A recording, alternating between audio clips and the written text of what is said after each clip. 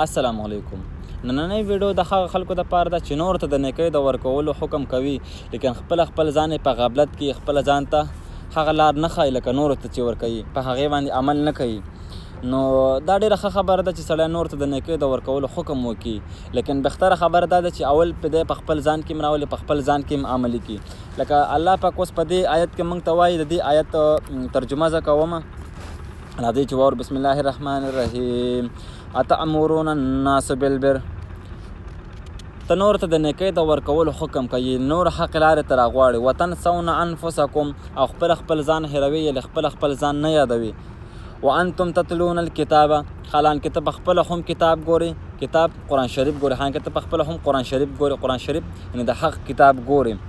افلا تعقلون، آیا ته عقل نه لري، آیا ته پوهه نه لري؟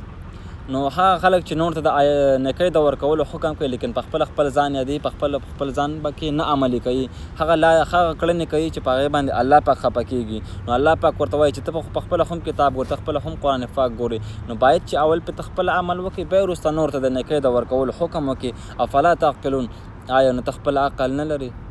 نو د نور آیت د اورېدلو دپاره زموږ پاڼه در سره تعصب کړئ، او ویډیو د ثواب په خاطر د مخکې ملګرو سره ضرور شیر کړئ.